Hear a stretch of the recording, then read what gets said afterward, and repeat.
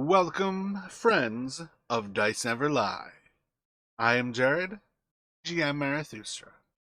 It's a pleasure to come to you today as I take a look at Dungeons & Dragons' newest adventure, Phandelver and Below, the Shattered Obelisk. I'm a huge fan of Lost Mines of Phandelver, so I'm very excited to see as we return to Phandalin. I've run Lost Mines as a introduction to D&D for many players, and I've often splashed in Dragon of Icefire Peak to create a linear adventure that has drawing you in powers, those temporal aspects where you need to keep going forward. Dragon of Icefire Peaks adds sandboxy elements that are interesting and might draw your attention away, and perhaps show you how choices you make can add to your story, but also make you miss out on things that were a little bit more uh, time based, and perhaps you didn't think about what you would miss. I like having those two together as the tale of two dragons. I've played it many times. It has never been played twice the same. I found that very interesting, and I'm super excited to see this return to Lost Mine that includes a full adventure of 1 through 12, that includes Dragon of Icefire Peak and Cryovane. I'm stoked for that. I don't think it will change the quality of how Lost Mines as a 1 through 5 adventure can easily play into some of the other adventures that they offer. I know Storm King's Thunder, Tomb of Annihilation, Curse of Strahd are three adventures that on a regular basis I seed stuff in that says, hey, as you're getting close to level 4, you might be interested in this. As you finish up 5, you might go towards this. And it allows the adventure to draw out these characters that they've started with, don't have to stop, and that they can play on through full adventures.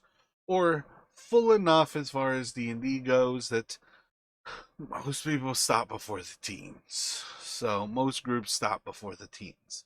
I like to pitch. Lost Mines of Phandelver could be 3 weeks.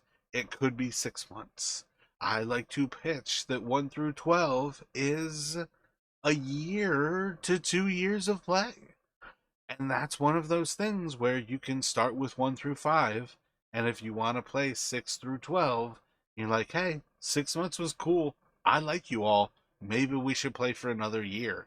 And bam, you're jumping into it. So, super stoked to see this going down. Very excited to see September 19th with the release, this 2023. I, for one, am excited and going to pick this up as a hard copy. I like to have the books. I like to own PDFs. I'm not stoked on D&D Beyond. The digital resources do not appeal to me. So, cool. Make your choices. Do what you want. Buy it where you want it. Very excited to see our wonderful Cragmaw goblins returning. I have had so much fun playing the Cragmaws. I've had a lot of fun where different little gobos have become very powerful wizards, and I can't think of the name of it. Nilbogs. So I'm stoked to see what the psionics are doing. I've already homebrewed so many goblins to make them more powerful and more interesting that I'm excited to see the goblins themselves getting that little perk up as they get a little bit stronger. But something about these mysterious obelisks that are present in Rime of the Frostmaiden, present in Tomb of Annihilation, and perhaps I missed them in some of the other modules that I've read but not actually played. The black obelisks all around Faerun are something big and important. And apparently, this is a shattered obelisk that has brought psionic power to the Cragmaw goblins. I'm stoked for that. I'm very excited to see where this goes. But yeah, we are returning to Phandalin. We are approximately the year 1492. I wonder if they'll give us a solid date. We have the Red Brand still in power. We still have people settling from Neverwinter and Waterdeep from about 3 to 4 years ago. that all kind of fits with this roughly Dale Reckoning 1492. We've got everybody that you know and love from Phandalin has returned, with a few exceptions here. Apparently, Elmar Barthen is now Elmina Barthen. Elmina is a human female. I'm not really sure why Elmar had to go, but Elmar's gone. I hope they twist this into the obelisk and that there was a big kind of spoilers reset. This is a parallel world kind of thing. And Elmina is just one of the things that is different about this world. Darren Edermath is a half elf by the module in Lost Mines of Phandelver. Darren Edermath is a drow in here. Are those two things important to whatever the obelisk is doing? I don't know. I don't know yet. I think it is something to note that there have been changes, but I think there is something to note that otherwise we're returning to an adventure we know and love, and I can be stoked about that.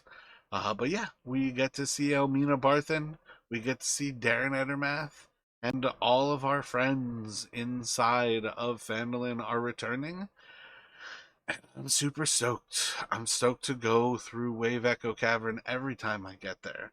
I'm stoked to see my little Gobbo here holding a piece of the Black Obelisk and getting to see if there's a return to psionics. Do we get more psionics? Are just the Gobbos getting psionics? Who knows? But I know there's a lot of people who are stoked every single time they hear Wizards is returning to the idea of making psionics, because Tasha's did some, but I know it left a lot of people wanting. So there's a lot to be seen. September 19th cannot come quick enough as far as I'm concerned, and I, for one, am super stoked for Phandelver Below, the Shattered Obelisk. I've been your GM Marathustra. My name is Jared. I am here for Dice Never Lie, and it's a pleasure to have you taking a look at what we do here. Thank you all very much. Be well. Have a wonderful evening. Don't forget to subscribe or like, and if you have any questions, please don't hesitate to comment.